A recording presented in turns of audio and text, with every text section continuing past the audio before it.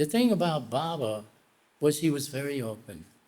He loved everybody. I mean, really, when I was there, there was so much respect for him. He was like the elder in a family. He did not provide supernatural experiences for us, but he gave us the understanding of things, many of which the world has never heard before. And I'm going to talk a little bit about that as well, so you get the idea. There is another movie that I'm working on, and this film is going to be quite unique amongst Baba films because it's going to show it's going to explain the difference between Meher Baba's experience in his God state and what we experience in our state of being in the world of separateness and the Maya. There is an enormous difference, and that's how come he can work and be the avatar the way he is. But I'll talk more about that. But I do want to say this about it. When Baba was explaining this, he said there is only one self in existence. There is no two selves. We see many selves. And he said the reason for that is because you're living in a dream of the world. And you take it to be real because you don't have any other experience of anything else. So naturally you take it as real. But it's all imagination from the point of view of the master, who is in the God state of consciousness. But then Baba also explained, he said the God state, God is not someone else. It is a state of consciousness in which you come to know your real self, your full self. And his mission as the avatar is to clear the way so that you can actually experience that, because there's so many mental impressions that you've acquired over the ages, especially through the evolution of developing consciousness. But as a human being, the only requirement to enter the human form is to have a full consciousness. Doesn't mean how good or bad, that's all the impressions on the mind that he would say. So to him, it was what I call a come as you are party. You came as you are. Whatever your backgrounds were, whatever your religions were, whatever your nationalities are, it didn't matter to him. Because to him, you're all family. And and the reason you're all family is because there is only one self behind all the bodies and minds that we all have as individuals. But behind every person's body and mind, there is one self, the same self, that is Baba. And that is the self that the whole spiritual path is all about, to experience it. It's not enough to hear about it, which is what Baba told us. He said, you can understand in your intellect what I'm explaining, but the experience is altogether so much different when you experience it. You can say it's comparable to a blind man who cannot see colors. He cannot see form. He cannot see anything. But you see, others, even though he's blind, can explain to him what they think it's like so that he can understand that much. But it all is impossible to explain, because all he's got to do, if he could open his eyes and actually see it, there would be no need for any explanation. And it would be totally different than what anyone could explain about it. So this is what happens in the God state. According to Baba, that state of infinite bliss, when he says infinite, that means unlimited. That means there's no end. This is the source of all happinesses. And Baba is in that state all the time. But so he tells about it. He says, this is the state of infinite bliss of your own eternal existence. Eternal, you're existing eternally. doesn't look like it, people drop dead. But that's the body. The inhabitant of the body has to move on when it doesn't work anymore. Body stop working, you got to move on. But and maybe take another birth uh, in order to complete or continue completing what you didn't complete before. So Baba is really telling us something very unique. First of all, that we're living in a dream that looks real from his point of view, not ours. See, there's nothing that I see that doesn't look real to me, but I can understand that I have dreams at night that you see the people, whoever you create in your dream at night, and you say the buildings and you see the sky. You might even see a scientist looking through a telescope and trying to see how far the universe goes. All of these things you can imagine, all imagination. Even the past. You think the past is real? It has to be remembered in the present. What about the future? It has to be anticipated. Whatever you may anticipate the future, it's still in your imagination, and the only reality is the now, because that is always present, the now. You always live in the now. Never you can't live in the future or the past. You can remember them, you can anticipate it, you can imagine it, but that's not real. Imagination is not the real thing. So anyhow, Baba would give us to understand it in his very kind and loving manner. And nobody has to do anything they don't want to do. You can take his advice or not. Of course, if you took his advice, things work out. If you don't take his advice, you're on your own as to what happens. And I was asked, many times I've actually asked this here, of how is it that I came to see Meherabad the first time? And I had no money. I had not enough money to fly there or get there. I even tried working my way across on a ship or boat or something, and I couldn't get anyone to take me and to find out whether they're even going to India.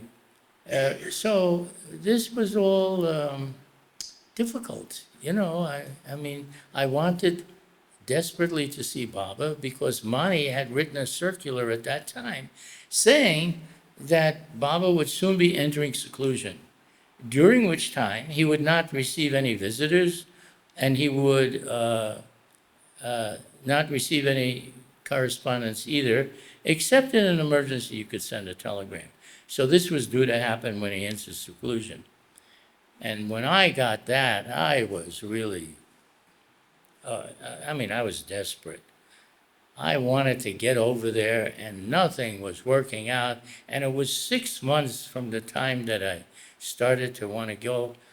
Oh boy, that was too much for me. So I said, I got to do something. But in desperation, sometimes the right idea comes as to what you should do. So the right idea for me was that I would sit down and write a letter to Mayor Baba directly. And in it, I said, Dear Baba, I want very much the benefit of your love, your direction, and your guidance. But the only thing preventing me from coming to see you is that I don't have all the money to do so. And I can't see where money should stand in the way of such an ideal. However, I know it is possible to come and see you if you will it. And if you will it, I will be there. And then I sent that off. I knew there was nothing I could do.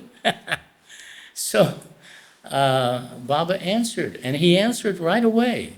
He answered so fast, I didn't know the mail could go that fast from India, because I was in Miami in the United States, only half a world away. Well, anyhow, Baba replies, one sentence is all he said. He didn't say a whole lot. Don't worry, circumstances will adjust themselves. Love, Meherabad. Well, to cut it short, 2 weeks later, I'm there. I'm with him now. Oh boy. And the reason I'm talking about Baba really seeing us all as a family, there was no fear of him or anything because he's in the almighty state and everything.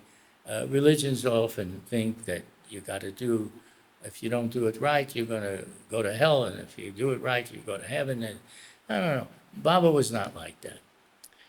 Baba didn't care what your past was, because to him, he had to wipe out all the impressions of the past so that you could see your real self, because that was blocking your view from the self.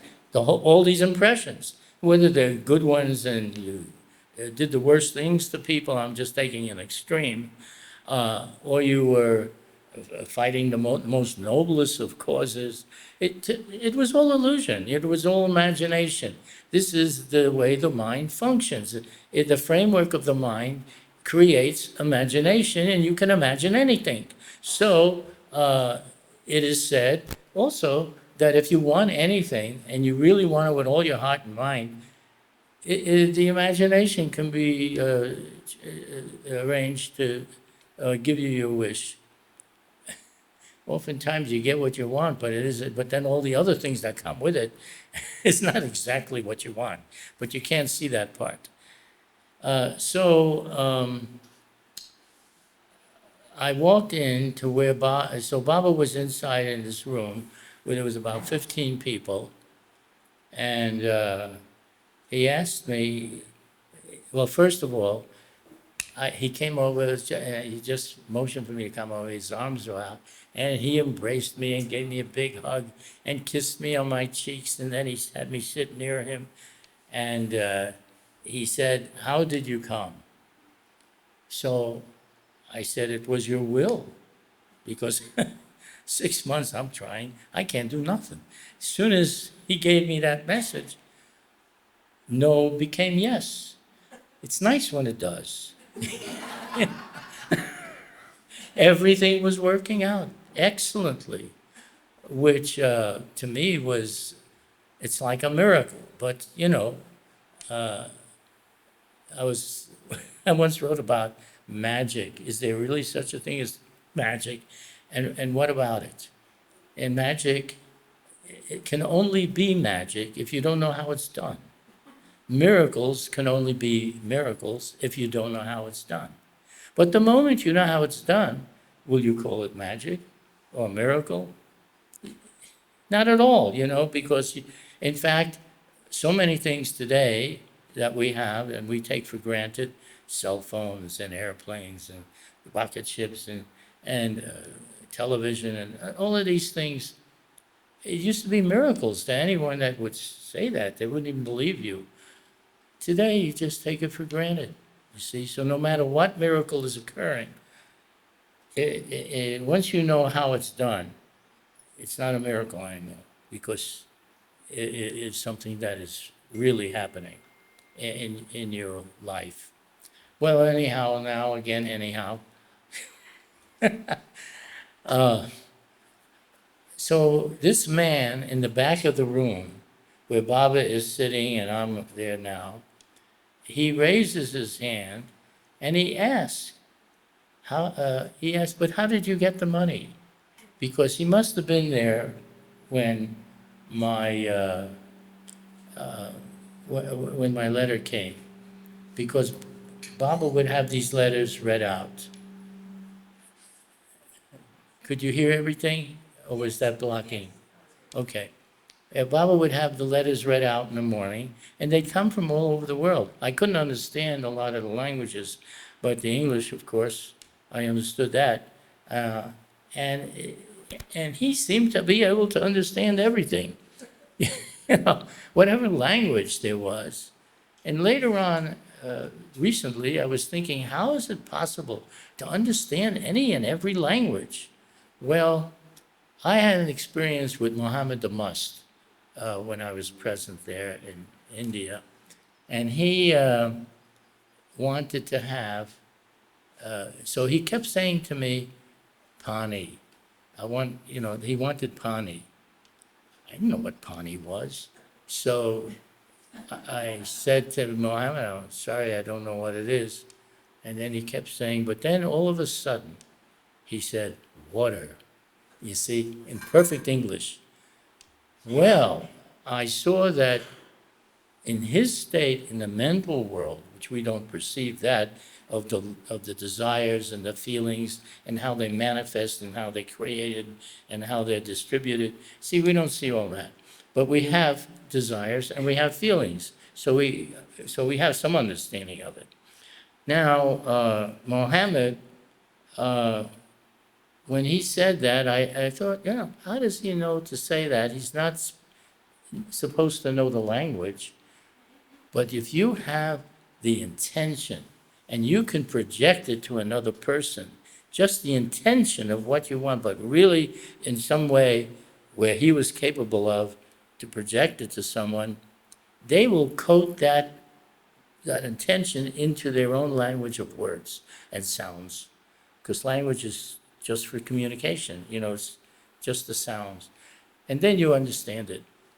So when you get to that point, you'll be able to do that. Isn't that nice?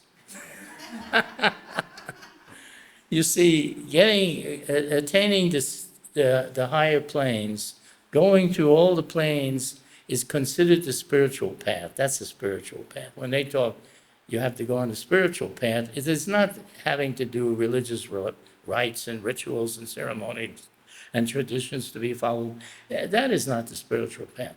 But when you enter the spiritual path, you begin to ascend through the planes. And that's so beautiful and so attractive that they never want to leave any plane that they're on because they never had such a terrific experience of everything. But Baba was saying, I've not come to put you on the spiritual path through these planes. I'm going to take you from where you are to where you should be. You see? I mean, he had such a simple way of putting it. And where should you be? You should be knowing the infinite self as I do, Baba would say. You need to, I've come down to your level to bring you up to mine. And what is his level as the highest of the high?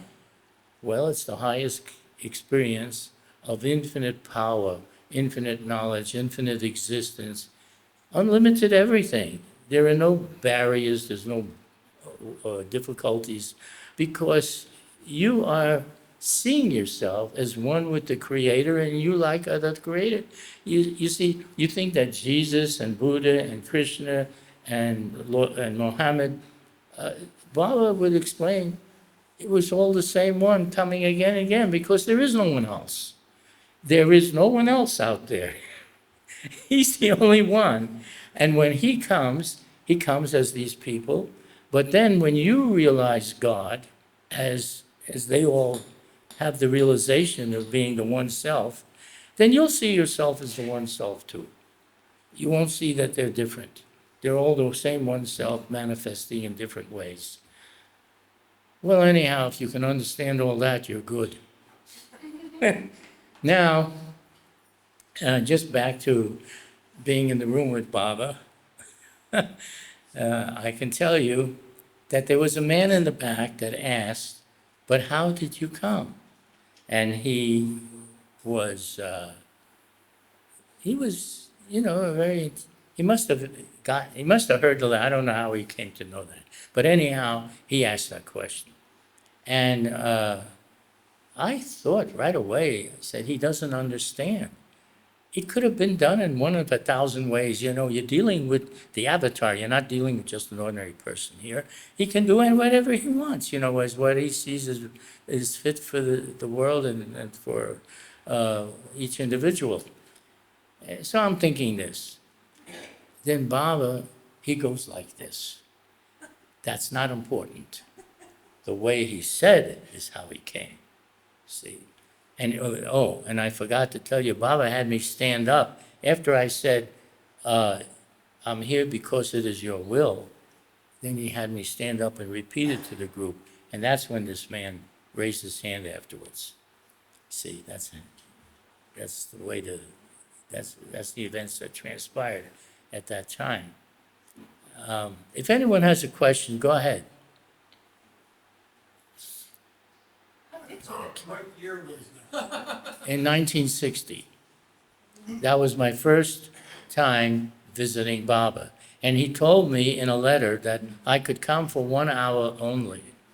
And then he would give me his instructions to return back. So 1 hour, halfway around the world you go and all that's involved with that. Well, I just can tell you, I remembered one thing that he said when I read his book. The one who asks for my love will be the chosen one. Well, that was one thing he said, but no, there was another thing he said. Even if the worst scoundrel stood before me and I had the wish, I could make him realize God in less time than the flash of a second. So then I thought, well, I'm not going to worry about the time element. He'll do whatever he sees fit. But Baba did tell me some great, so you see, when I went there, and I've told this before, I wanted to see God. I wasn't going there just to meet a man, and even God in human form. I wanted to see the whole thing. Just like he said that he could do this, I wanted him to do this. Well, Baba was very, very interested in what I was doing. He liked it because not too many people would come to say that they just want God. I wasn't coming for other things, for personal desires that you have in your everyday life. I was coming because I wanted to see because you see, Baba would say, I am not this body. I am everywhere in everything. You can't see that, but that's what I see. I am everywhere in everything. And you need to come to that. See, the God state he would point out is in you. It just has to, everything that stands in the way of your experiencing it has to be cleared up, and that's what the avatar's job is. He has this job. It's quite a job, 8 billion people in the world, and you have to deal with all of them, with all their different thoughts and ideas, imaginary. When he talked about world leaders, people get upset because they don't like what this guy does. Maybe they love what this other one does. It's natural for us to think like that. But in Baba, he said, they're all puppets on my strings. The masters control the mind, and everyone functions according to their own thoughts and mind. And so it is that he gives them the thoughts and feelings of what they have to do in their life. And you think that because hundreds of people, thousands, maybe millions die in wars, so why does God allow so much death to go on? Because you don't die. That's what the masters see. We don't see it like that. Bodies die, but the inhabitant has to leave the body and go on and continue on in their learning and in their growth, if possibly in another body, or if they're fortunate enough to get liberation from some master that can do it, then they don't have to come back again. But this is what the avatar does. It's his job description. If you go for a job, they're going to ask you, what do you want and what do you do? And that's what he does. I think he's really great, actually. When you meet Baba, it doesn't have to be in physical form. Most people don't meet him in physical form. Throughout the ages and generations, he's not in a physical body. It's nice, of course, when he is, to be able to meet him that way, but you can focus on him anytime. And if you're, all that's required is sincerity. Because if you really focus on him, then, and explain whatever your personal problems are, or your desire for enlightenment, he hears this because the mind is everywhere. He's in the universal mind, which contains the minds of all beings and everybody. So he is out to help everyone. That's what you do when you're all powerful. What do you think you're going to do? To make yourself a king? It doesn't, to him that's all for children.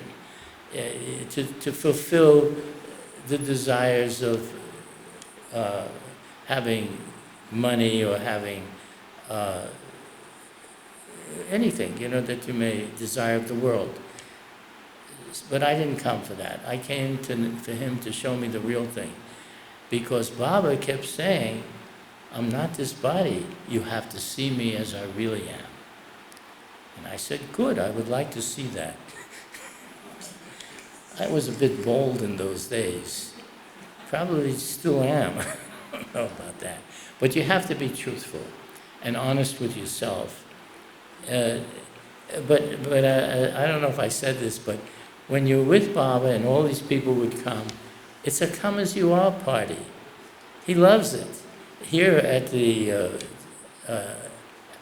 Samadhi, during the day, a museum couldn't be more quiet.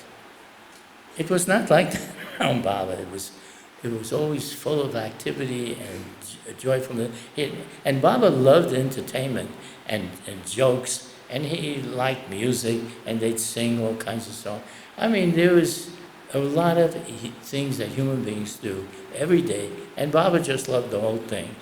But at the same time, he was no one to fool with. If he did say to do something or the other, there was no force involved. He was not a cop that you have to do it. Instead, you either did it or you didn't. If you didn't, as I said before, well, you're on your own as to what happens. But if you did, he already knew what the best route was or the best plan. And it's like my Judy says, the best plan is the one that works. And Baba was telling us what works. So, we were happy with that. Baba was so friendly. There was none of this fear or feeling that you're abandoned or that there's someone else higher than you, even a Mandali. A Mandali member, Mandali is an old term, an ancient term actually. It means, it was when women in those cultures would obey the man as if he were God, you see? Try that out today and it won't work. But that's the way it was then in certain cultures, only certain cultures. So it was the one who serves and the one who obeys, and that term is what's put on the Mandali because they do serve and obey, and they worship Baba at the same time, you see. So that's what was happening with that. And Baba didn't care for people to bow down to him. In Guru Prasad, there was one day when 10,000 people came. And Baba asked me to hold a pillow over his feet because he didn't want anyone to bow down to him, to prevent that. So I did, and they would come, and because it is the custom, spiritually, or religiously, I should say, to bow down to the feet of a master or a saint or someone that you revered. And Baba didn't want that. He wanted you to look at him as not only the divine self that he was, but as a friend, like my dad used to look. You see, should I say about my father? Yes, please,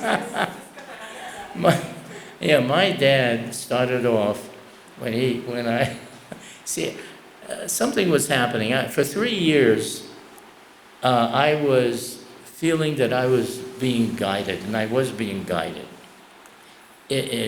By whom, I don't know, but I had that guidance. And I was, any question that I would ask about karma or life or anything, I'd get an immediate response, answer. It would come in my own mind. There were no voices, but it would come in my own mind right away. Well, one day, I get this, so my brother, in the meantime, who had no spiritual feelings, was studying to be an actor. And he was pretty good when he was acting.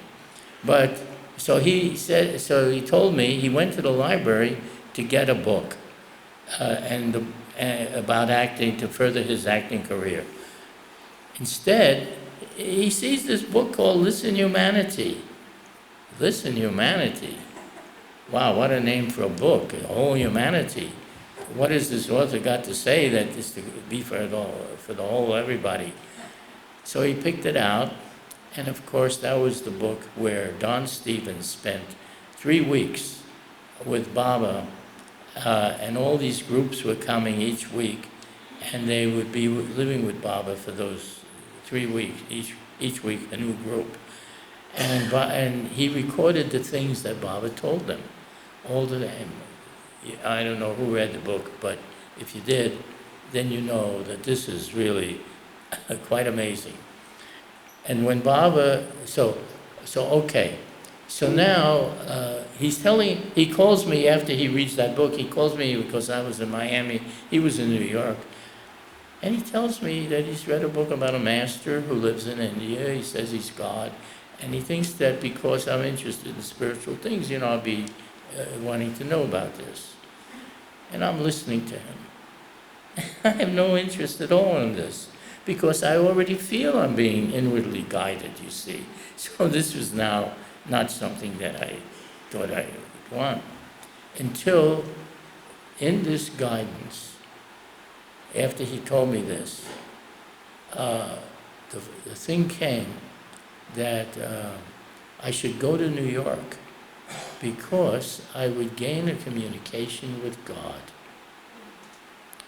And it was very strong directive at that time to me.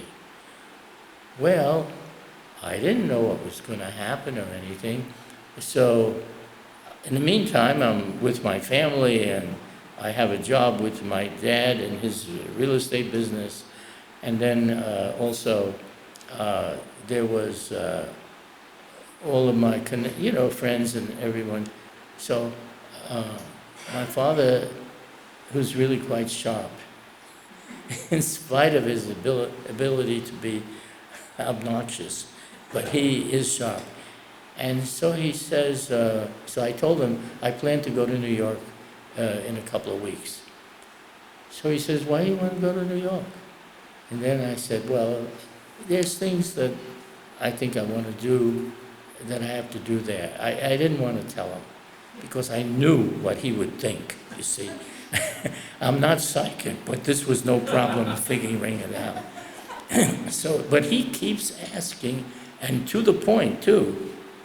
Finally, I say to him, okay, Dad, I want to go because I feel that something is going to happen that I would gain a communication with God. Now, mind you, you're talking to Morris Luck. And he's listening to this. And he is the most materialistic person. Doesn't believe in life after death, He has no connection with these things like that. The only spirituality he did is he would go to Yom Kippur services once a year because we were Jewish. And every Jew, if they don't go at least to that, where they fast all day and want repentance, they can't even be called a Jew anymore, you see. This is the final thing. But he followed a certain amount of the religious tradition. That was as much religion that he had. Anyhow, I tell him this, and he said, "Where do you think you're going? What are you going to do there? You don't know anyone. Your family is here, your friends are here, your job is here, everything is here. There's nothing there. So why are you going?" And I said, "Listen, Dad, I know it's difficult to understand. I don't understand it entirely myself, but I do know one thing. Something real is going to happen that I cannot miss out on it. If I don't go, I'll feel always that I missed out on something, but I have to do this." He says, he says, "Why do these things always have to happen to me?" Yeah, he talks like that. So I said, "It's not happening to you.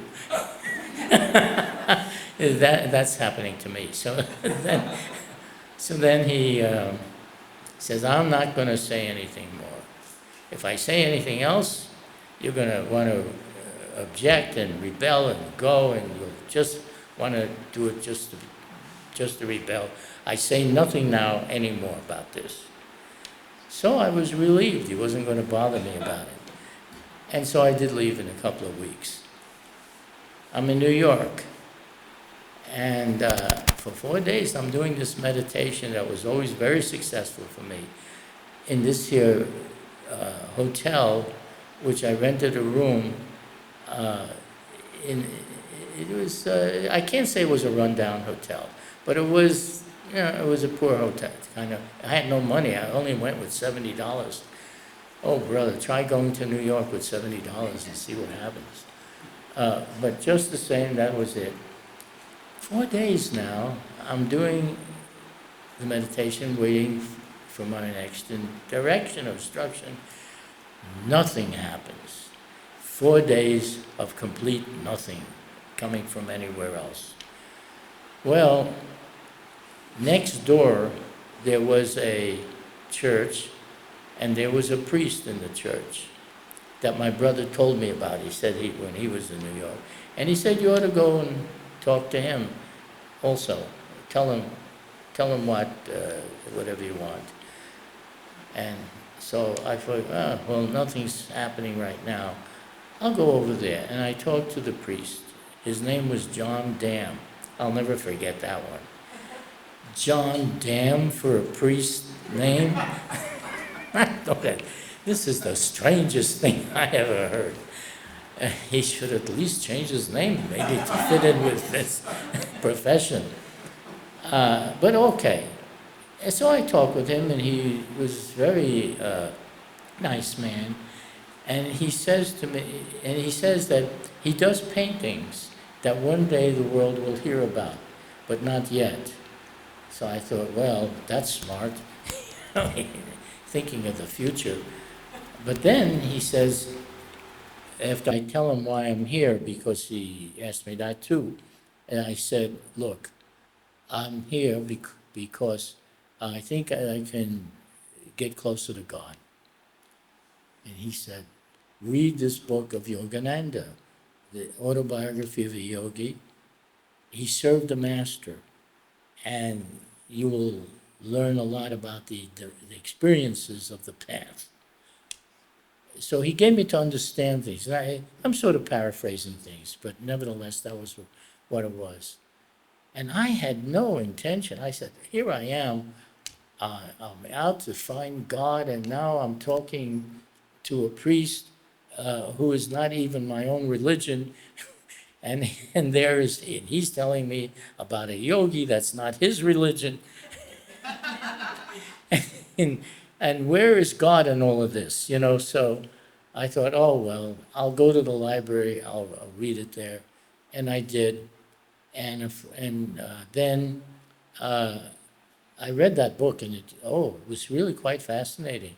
But I learned something. I learned about masters. I had no idea about masters living in the world. It made sense to me that there should be some people that have achieved the highest or the advanced consciousness or whatever it is.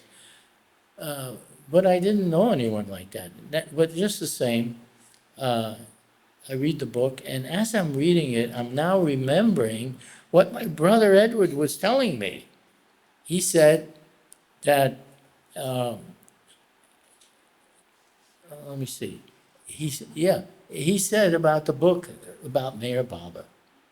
So I'm thinking, this Mayor Baba, I got to read this about this Mayor Baba. He spoke of him as a master. So I read the book. And in the book, two things really strike me.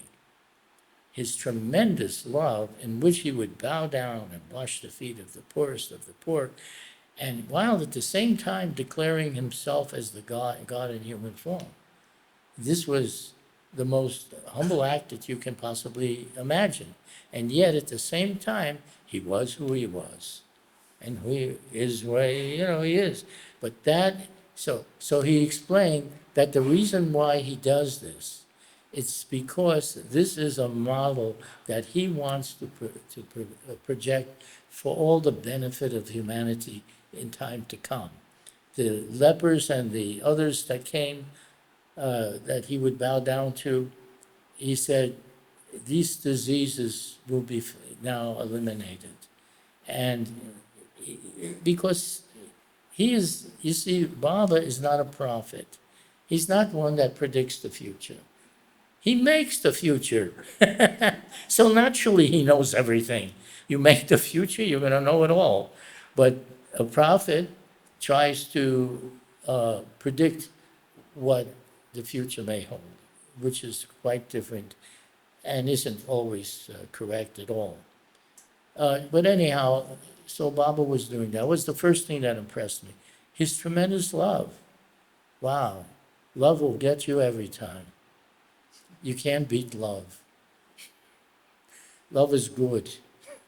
It's the universal language because there isn't anyone who says, or I've ever talked to, that said they didn't like love. I don't care what their other beliefs were. Love was good. So now Baba was expressing this kind of love for everyone that came to him, everyone that met him. Many people met Meher Baba in their life. He may have seen maybe, I don't know, hundreds of thousands or millions of people in the course of his life. And he said what he was doing was planting the seeds of love so that that love could blossom into the realization of the infinite self,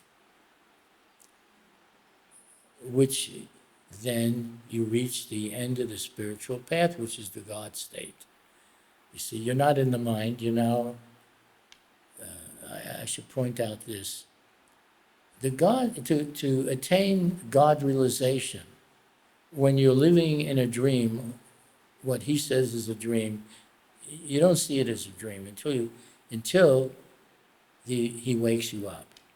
Because the end of the path is to be woken up. It's not that yogas or meditations or all these disciplines and fasting and the various things that people do in their spiritual efforts. No, the real thing is to wake up.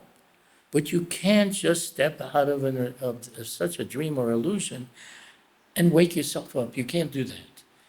But when you do wake up, then you see the whole thing that ever happened to you was all nothing, just like when you wake up from your dream at night. However nice it was or bad it was, once you wake up, you see that you made the whole thing up and it was really nothing. With all the people and all the contacts and information and whatever there was, it all turns into zero. And Baba wants you to see yourself for what you really are.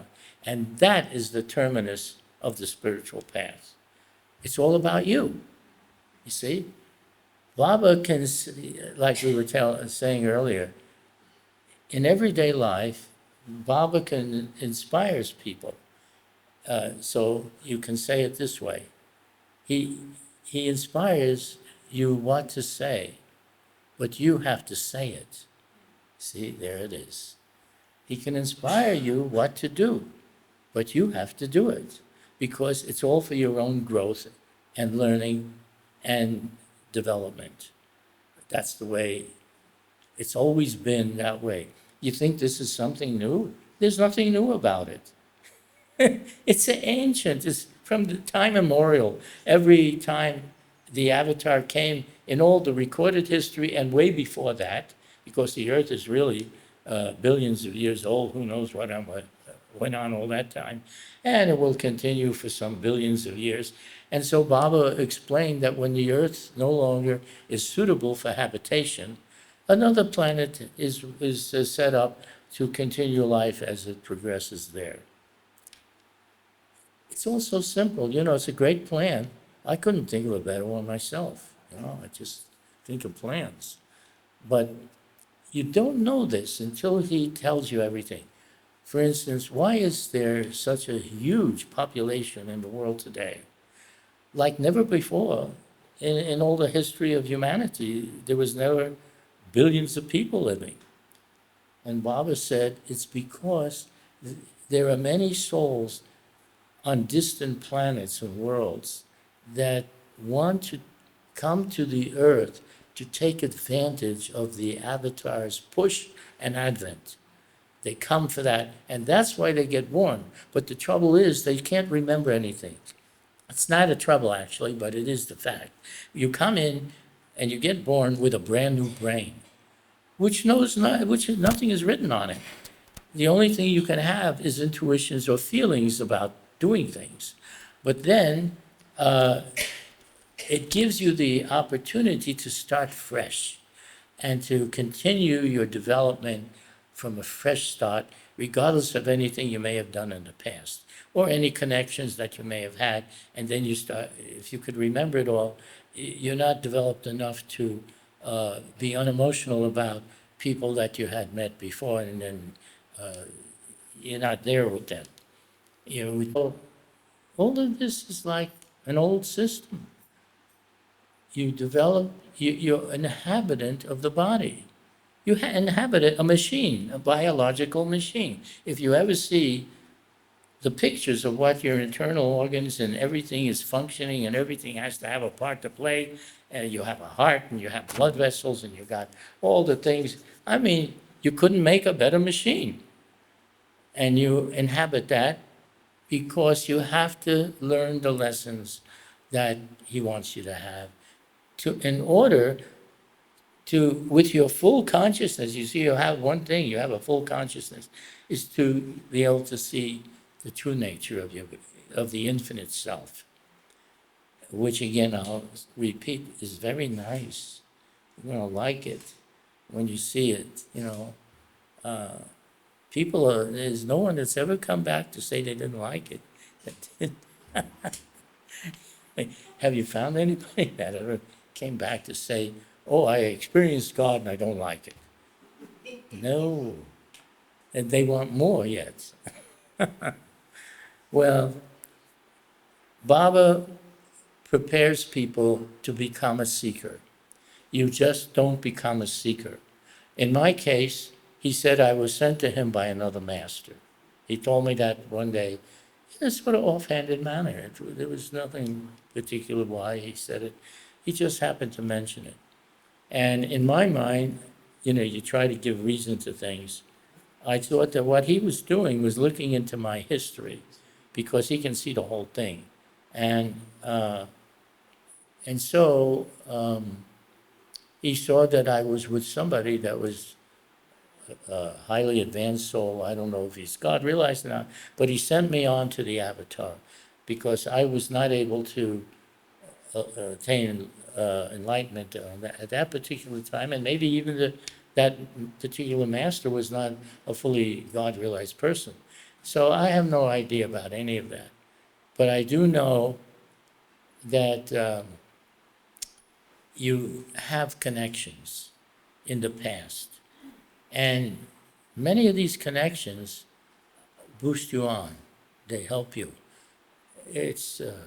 You're always following in the footsteps of those who have come before. part of the humanity that follows in the footsteps of those who have come before. And so, in the course of even many lifetimes, you began to get the urge that you want to see, it's enough is enough already. You want to see the real thing because you've tried so many things, and now you want to see the real thing. Everything you tried lasted maybe for a little while, if it lasted at all, and then it's gone, and there's a new thing, and a new thing, and a new thing. No end to that. And then finally, I got to find out what they're talking about. What is this here? Peace that surpasses all understanding. What is this love that they say is universal, unconditional? It is an energy that affects everyone and everyone and anything that comes near it, which is what basically Meherabad. I have a story to tell you about my brother, because when I went to see Baba, he asked me, "Where's your brother?"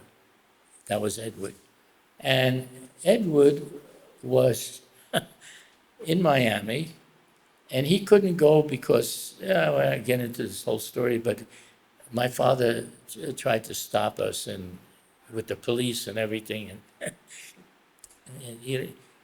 it's a story.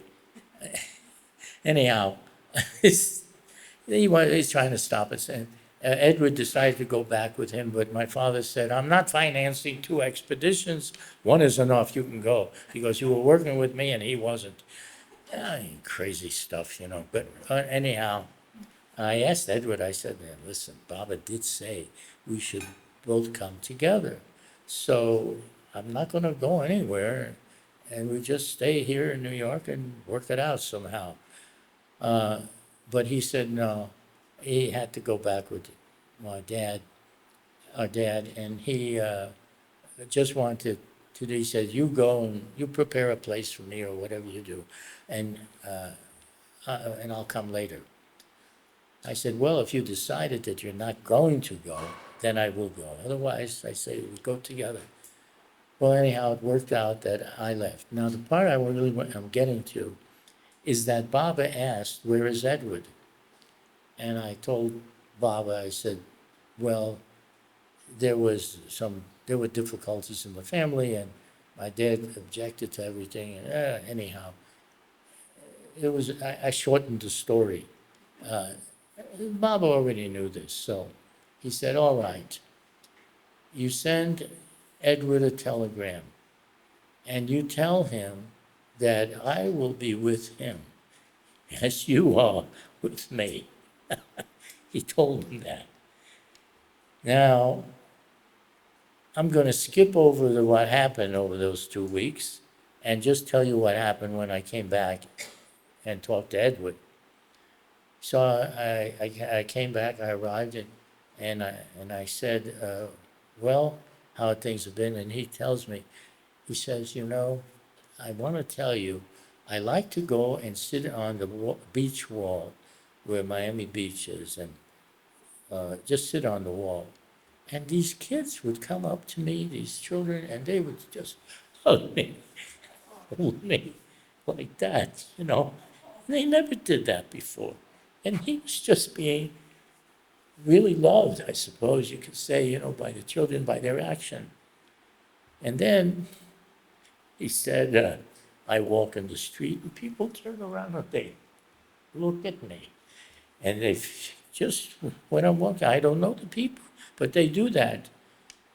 So then he said, I didn't know what was happening until I got your telegram that Baba would be with me.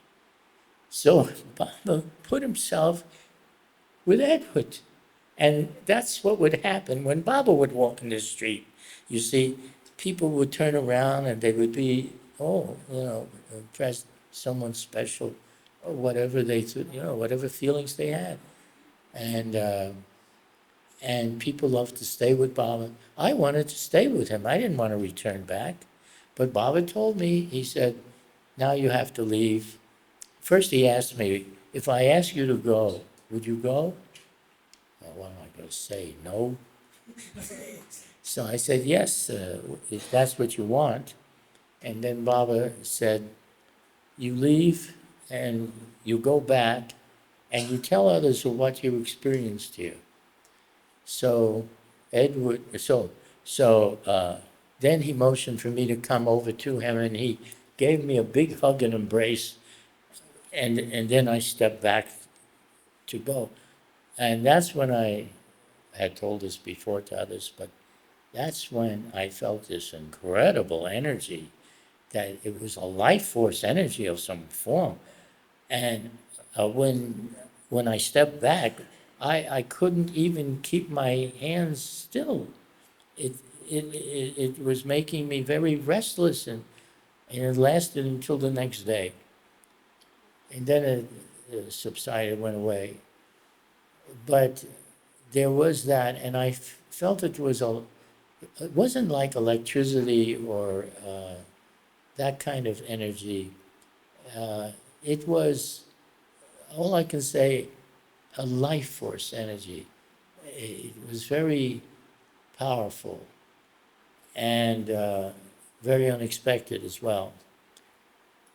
So, um, I'm open for questions. I don't know how long you wanted me to talk.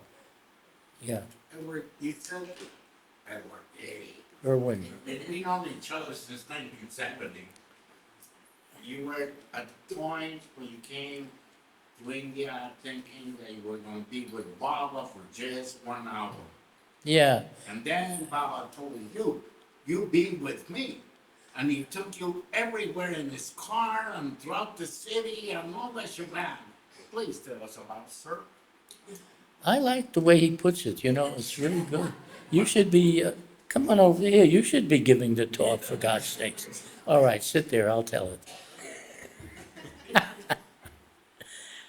Well, no, what he's saying is so, because he's heard me tell about it. But I wanted to stay with Baba. I tell you, once I was with him, I didn't want to go nowhere. But then Baba is on a mission. He has his work to do, and he sent me back to do that. There was even, so what happened, for 10 years, he was directing and guiding Edward and me and the whole family and everybody else that that came connected with the family. I mean, it was amazing through these letters. And even my father, who was so against him, boy, was he against him.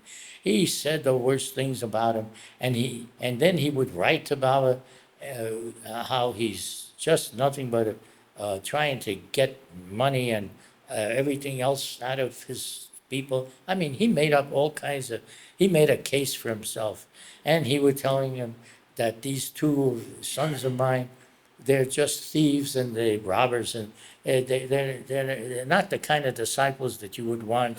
You should tell them that they should never come and they'll never get God realization, and that you want to leave, to excommunicate them. That's the way he actually said this in letters.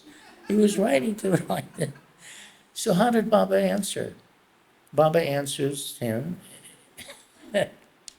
and he says, Dear Mr. Luck, you're apparently very concerned about your family, and you want the love to stay in your family. Bob is very happy about this, and he likes for family harmony. And Baba is, Erich is writing this for Baba, dictating it. Baba sends his love and blessings to you and Edward and Irwin and the family. That's the way he answered him. There was no retaliation for whatever terrible things he was saying or defending himself or not. He just told him straightforward something that would mean something to him. Because you see, he was also concerned that Baba was going to take the love that we had and put it to himself, and not it shouldn't go to the family. And boy, he was worried about that. What? Did you want to say something? No. Okay. Not. Irwin, Yeah. how did you start writing poetry? Well, first you got to hear a poem to see if you even like it. I personally didn't like poetry for years until I read the book Stay with God that Francis Brabazon had written. It was the first time that I really liked it. And the reason I liked it is because it really said something besides being flowery and saying how nice the rainbow looks and how good the people are in the houses and all the worries of the world. I wasn't going to write that way. I mean, he wasn't writing that way. He was writing about things that really mattered inwardly. Anyhow, you can read the book yourself if you want to know. It's the first time I liked poetry. But then, and this is after Papa had passed away. Well, first, no, I got to say this. I used to write poems to Baba all the time. And in the letters that I would send, how do you write to an avatar? How are you? Do you feel all right today? You don't write like that.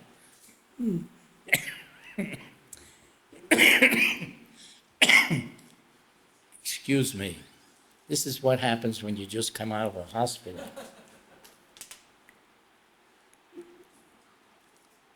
Well, anyhow. I use this word anyhow too much. Judy tells me that. But I like it. It's appropriate, for things. I picked out a few poems here. And this one, what is this time? This is, wait a minute. You see, it's always good to have good eyes. If you can read, you need good eyes. So I have a helper. My glasses. Okay. Now let's see. What do I pick out here? This is called Trilogy Books 1, 2, and 3. I wrote 3 books. I figured it's too many books. Let's put them all into one. So this way it's easier for everybody if they want to read what I write. This is called Journey Across Time. You were frozen. You did not move. Nothing anywhere moved. There was no time. A second and a year was the same. Time would soon start when the first movement of anything would start. So you moved to start time. You moved to start time. I once fell in love. I could do this in your world of time. So could you, so could anyone. Such a lover you became. A world full of lovers. You loved everyone. This world where everything moves, from the smallest to the largest, there is always time for everything. No one can see you, the maker of movement, time, and love. These are your coverings. If you want to see him, do what he wants. Do what the saints do. Ask him to still your mind.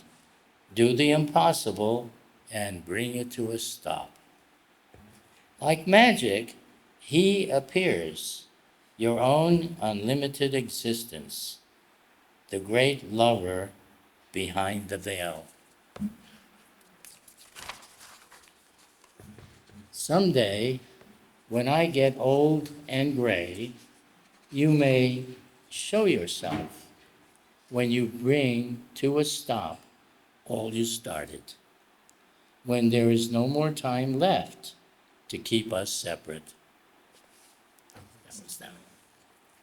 About time. So I write this kind of poetry, you see. You can call it poetry if you want. But anyhow, I just read you one.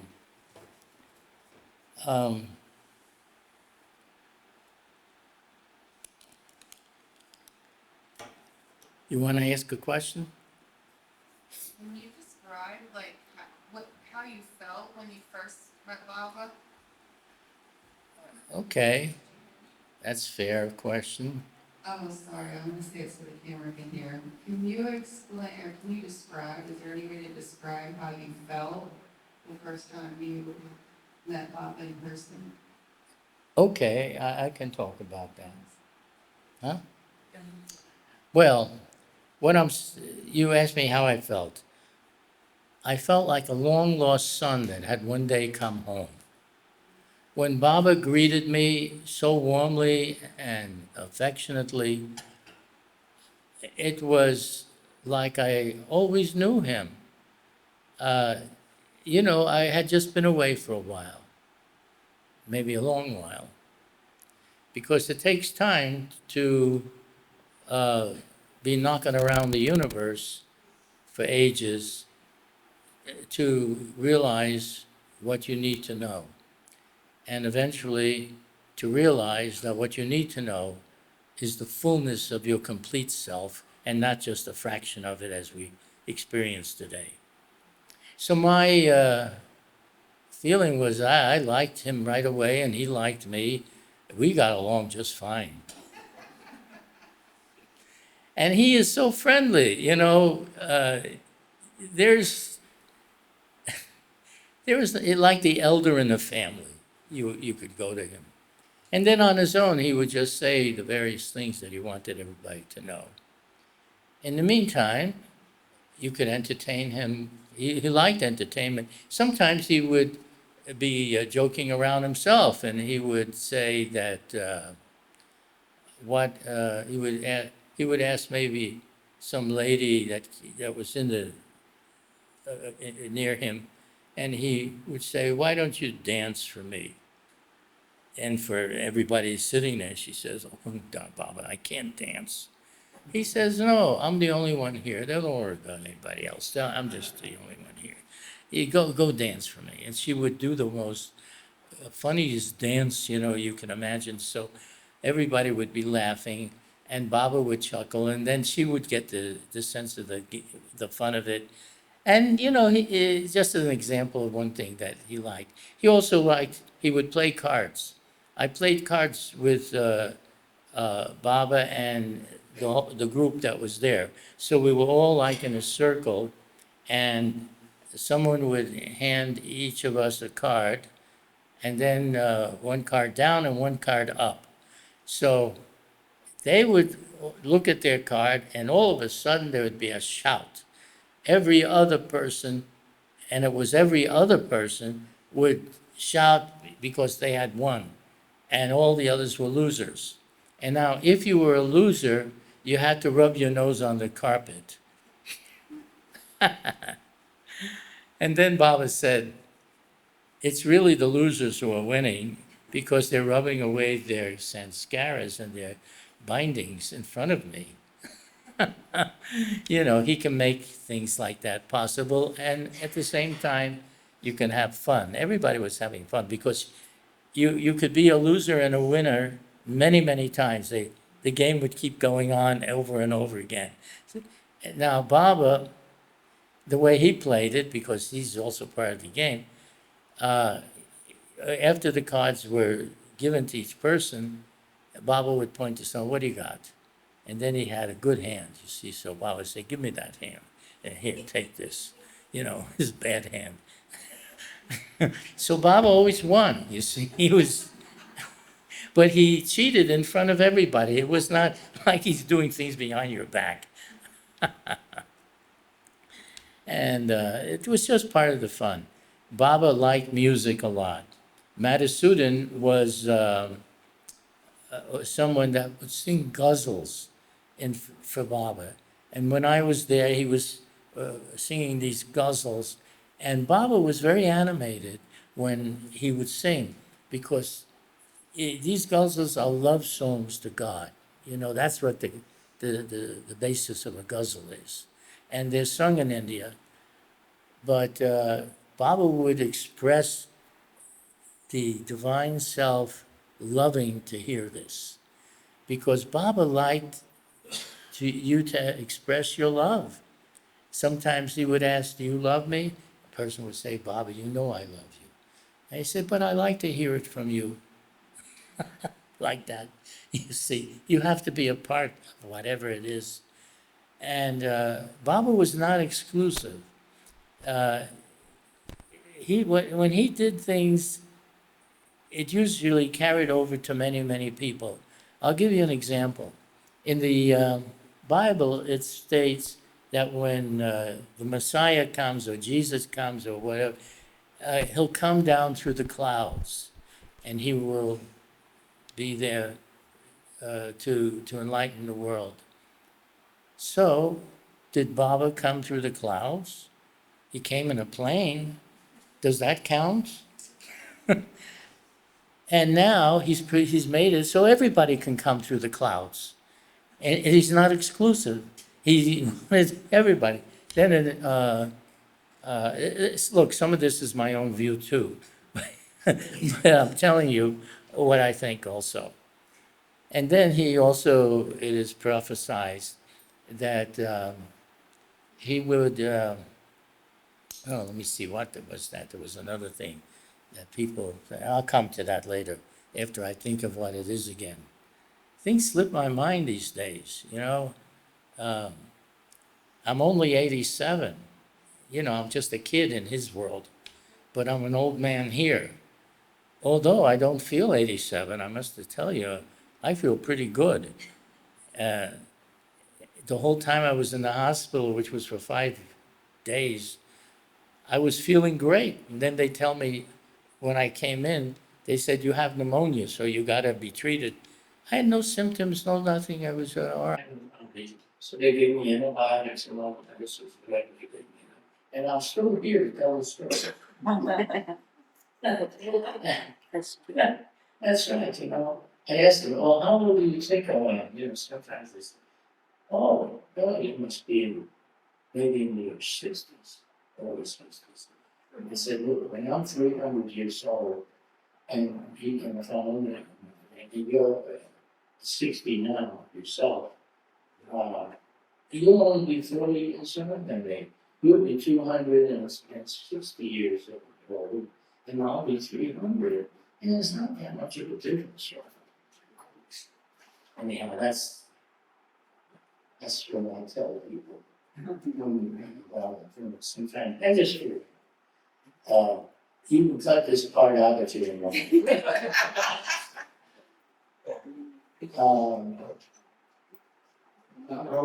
Yeah. We were talking about your father, and now Baba had several wet response. Oh, yeah, I should give you over. You see, my dad was very opposed.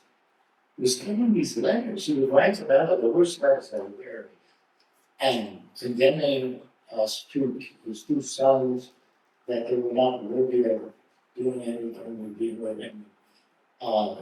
He said all this thing. He'd make up all kinds of things, but he didn't. He always a good man. Should have been a lawyer, but he wasn't. He was in real estate business. Well, anyhow, I'm just saying that he would write about that. So then he would get these letters back. I'll have this most of them. And Baba was so fruitful. This is all going to he asked so many questions that Baba should do this and that and the other. And Baba just kept telling him very lovingly things about to do with his family and and how much he loved Muhammad to be with family, and that he wants everyone to fly back and to be able to join him in his business.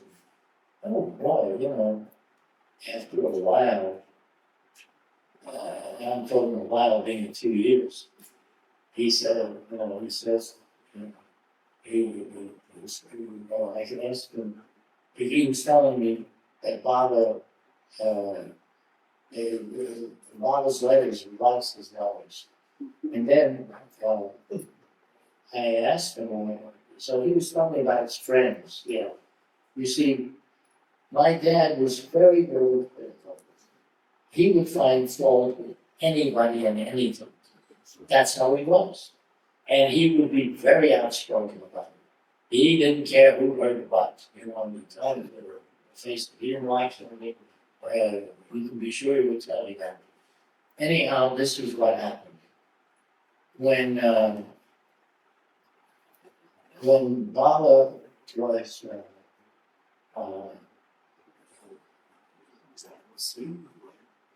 Bala sent me these letters over. So one day he's telling me about his friends, and he was telling me all the quirks and things you want with them. And then I said, well, what about Meherabad? And he said, yes, Meherabad understands. That's what he said. And I understand. About Baba as his friend, always been a friend. I could follow him as to follow eternity. I mean, the things that he would say were really, the most closest disciple would be thankful for the same to express themselves that way. And he did. And then, so, he was a non-believer in life after death. And he was also, it was hard for him to understand anything of the spiritual aspects of what we were doing. But then I directed my thoughts to Brahma. It was a direction. I thought, and I asked Brahma to do something for him that he would be undeniable.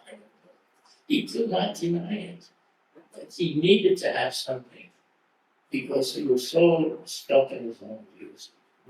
If there's something you can do to make it undeniable for him that he couldn't say it didn't happen. Well, one day, not long after that, he tells me, we're together, and he tells me,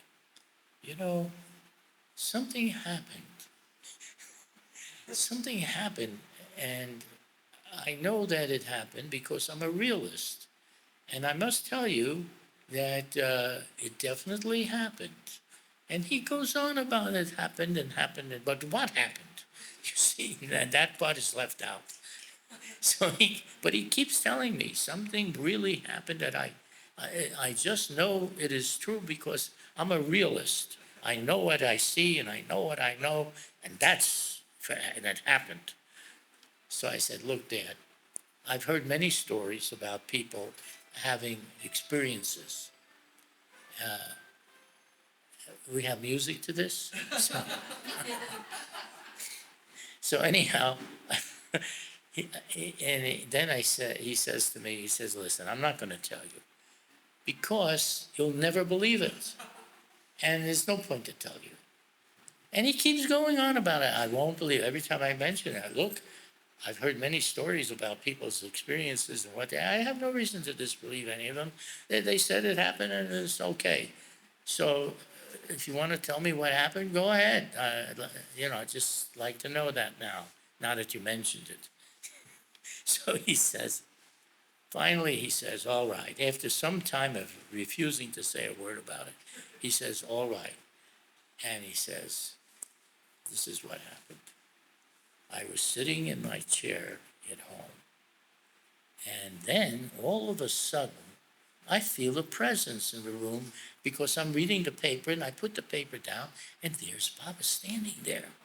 He's standing right in front of me, and he's wearing his white robe, and there were two disciples with him, and he motioned for them to sit down on the carpet there next to him. And then Baba spoke to me, and he said, don't be surprised that you hear me speak, because where I am now, I can speak. Wow, he says this. And then there were other things that he told my dad. And my father never is one to listen, he's the one to talk, but he was listening. And then Baba said, he told me that Baba told him that he would come 3 times, but the third time would be the last. And actually, later on, it really did happen. And the second time he came, he said, again, he was in his chair just reading, and he feels a presence again in the room and a hand on his shoulder. And he turns and looks, and there's Baba. Now, my father had an outing with my other brother, Richard, who was getting married. And they had some sort of argument or dispute or whatever. And my father was going to pay for the whole thing, the whole marriage, and all the things that involved. And uh, and then when they had this argument, he says, "I'm not doing anything now. I'm finished. I'm not doing anything for you. You can do whatever you want on your own." And now this was a problem because, he was not in a position to afford the kind of people and everybody coming in. Anyhow, that was difficult. So now Baba is there with him. And Baba, he tells me that Baba asked him what he was troubled by. And then he said about this argument that he had with his son, and he decided not to do anything to support that marriage. And Baba said, "It'll be okay. You can support it. Do everything like you had planned originally. Just do it." I'm paraphrasing the way Baba said, but that was the essence of it. And then afterwards, he disappeared again, and my father calls me because I was now in Myrtle Beach, and he says, I tell you, this second time that he came to me, and this is what happened, and I'm telling you, I would never have listened if the rabbi had said to do this. But because Bob said it, I'm going to do it. And he calls my brother and he says, "I'm going to do everything now." He completely reversed himself. Unbelievable, for him to reverse himself. You reversed yourself, not him reversed himself. But now he was doing this. Why? Because now he respected Mama so much and appreciated. How can you measure that? Finally, I'm going to draw him to a sort of a conclusion. We're running out of time, I suppose. And when he was 94, that's when he died. He passed away out of his body and all of that. So,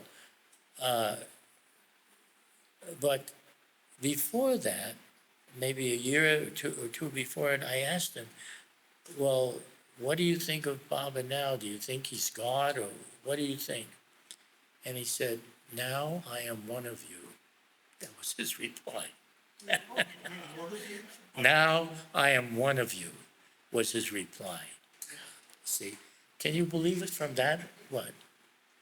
I'm sorry, for the last, would you mind telling us very quickly about when Baba dropped his body, about being at the tomb? Well, we're here at the Samadhi, yeah. That was the first Amartithi, which was not called Amartithi at that time. It was just Baba dropped his body. But boy, the experience, see, I came on the seventh day after he dropped his body. It was unknown to me, but it was the internment day, the day he was to be covered. And when I came up to Erich, as we approached my brother Edwin and I approached Meherabad Hill, which the Samadhi on top, he says to me, "Where are all the people from, where are they?"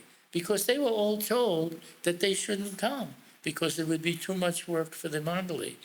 So, but now I was able to help cover Baba by because they wanted me to, they brought me into the Samadhi to help with the cover Baba.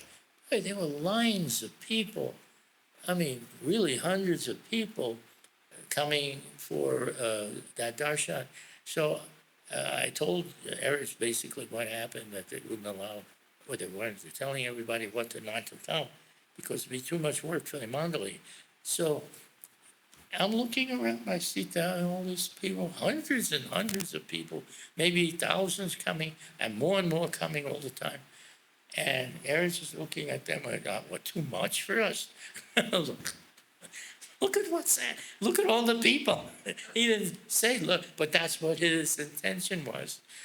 Now, then he took me up to the hill to go into the samadhi. And when I did, I saw Baba lying in the crypt, and he was wrapped up in cloth, in the cloth that they had around him, but you could see his face. And he had already been lying in state for 7 days, because now was the interment day. And the reason that it was the interment day was because when they asked Mehra, who was the woman most closest to Baba, they asked her, she said that now, after, now is the time to do it, because Baba had, you see, she had asked Baba on the last day when he was alive, how many more days are you going to have to suffer like this? And he said, 7 more days. And so it was the 7th day, February 7th, that he was now to be covered, you see. That was the thing. And that she decided that. Because she was so heartbroken. But yet, at the same time, there was such an atmosphere there. It was so exhilarating.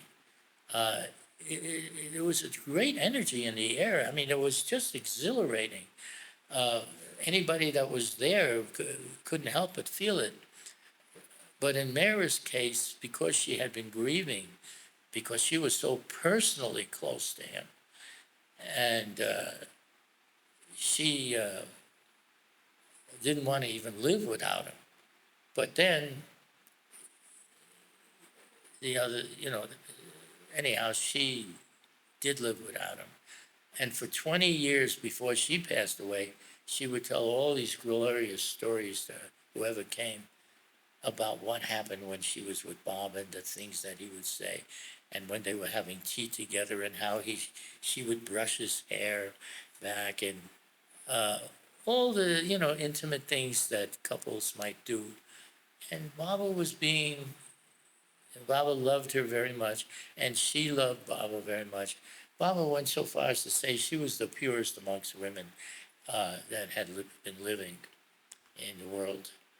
But everybody was benefited because she would tell these incredible tales.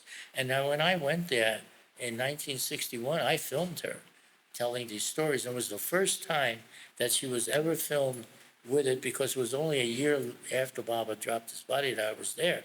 And all these mandali, for the first time, were explaining and expressing with all the emotion of in themselves of what happened during the years that they were present with Baba, and what Baba said and did with each of them.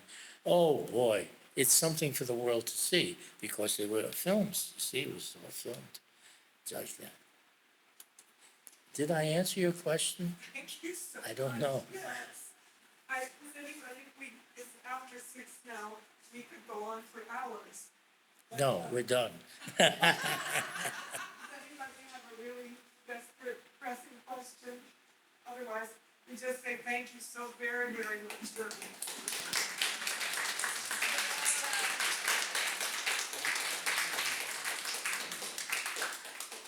It's my pleasure to have all these remembrances with my family of lovers here at Baba.